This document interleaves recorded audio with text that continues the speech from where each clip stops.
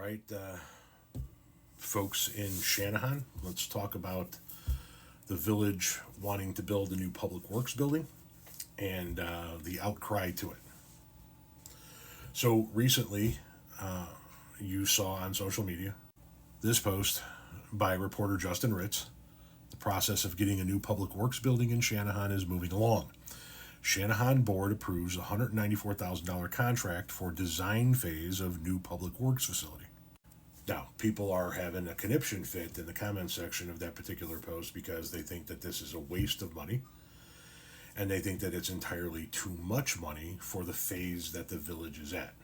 So let's first talk about whether or not it's a waste of money.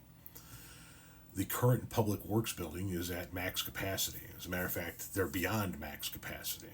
So a new public works building is not a waste of money for our village. Our village is growing steadily. And with its growth, the departments that service the community grow as well. And the public works department, it grows exponentially as a village grows. So we're already at max capacity, so a new facility is not a waste of money. And the village is not running a deficit. They have the money to be able to take on capital projects and the ability to plan ahead for such large capital projects. And it's a facility that's going to be needed. They've already acquired the land where it's going to go. And now they're in the design phase, which leads us to the next complaint, which is we've moved on from it's a waste of money, which it's not. If we're beyond max capacity, we need the appropriate facilities for the equipment that we own. Look at it this way. Let's just pause for a second. Don't look at the trucks and the plows and the salt spreaders and the tractors and the mowers and everything else that's owned by the Public Works Department. Don't look at it as it's owned by the village board, because it's not. It's owned by us. That's our equipment. We want that equipment to be taken care of the best way possible, because that equipment is servicing our community that we own. So if we're beyond capacity and we're keeping equipment that shouldn't be kept outdoors, then we need to look at a larger facility. So it's not a waste of money. We're moving from waste of money to, is it too much money? I don't think so. $192,000 in the design phase. I mean, engineers are not cheap. If you want it done right, a lot of people have said just build a pole barn. No, you want it done right. You want it done right. It's your tax dollars at work. Let's do it the right way. The cost to design a new public works building for a town typically ranges between 7 and 15% of the total project cost, meaning for a larger building with a construction cost of several $1,000,000, design fees could reach hundreds of thousands of dollars. You can, of course, do the same Google searches and go read these articles that confirm it. Instead of boring you with all of the bulk of the article, I'm giving you the highlights here. The example cost breakdown of a new public works building would be if you did a small one, about 5,000 square feet, 1 to 3 million.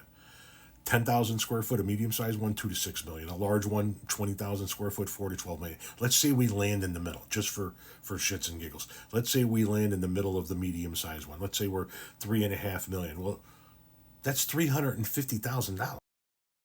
If you take the median here, if you go 10% of that, somewhere between 7 and 15%. Engineers are not cheap, man. Somebody's got to be paid well to design a building that's going to service a village for years to come. It's our building. We want it done right. Now, somebody else snarkily said, well, maybe the new rail yard, the CN, can pay for it. They kind of will be. You know what I mean? Actual construction of this building is going to be a few years away. This is the design phase. This whole thing has to be designed, engineered, laid out. Groundbreaking could be 2, 3, 4, 5 years away. Who knows? In the meantime, the rail yard, the CN yard, is going to go in. That CN yard is going to generate approximately 600 construction jobs that are averaged to be about 105,000 a year. They're going to create about 6,500 permanent jobs and generate about $21 million in annual taxes. Now, that's going to be obviously spread out over numerous taxing bodies, but that's the point. projects like that CN yard are going to be what's going to make it capable for us to be able to build facilities like this to better take care of our roads, our village as a whole, and the equipment that we use to take care of all of that. And I don't understand why we would be against it if somebody else is going to be footing the bill at some point in time to their tax revenue. That's the beautiful part about having industrial tax base in your town. It shifts some of the tax burden away from the homeowners. If we wanted to build a new public works facility and we didn't have that type of industrial, commercial tax base in our town, we would be footing the bill. They're going to be footing the bill. And what do we get out of it? We get to own a new, beautiful public works building that is adequate to service the amount of equipment that we currently have, and probably designed with the future in mind, with expansion and growth in mind. We don't know. We're just beginning the design phase. So now it's up to us as citizens to watch what the village is doing, stay abreast to any information they put out in regard to this particular facility, and make sure that it is, if we're going to spend the money on it, that we're doing so not just to be able to take care of the equipment that we have, but the equipment that we know we're going to have at some point in time based on current growth. But it's ours. Why would we not want the best? Why would we not want, we would want the best for our home. We would want the best for our family. Why would we not want the best for the community we live in?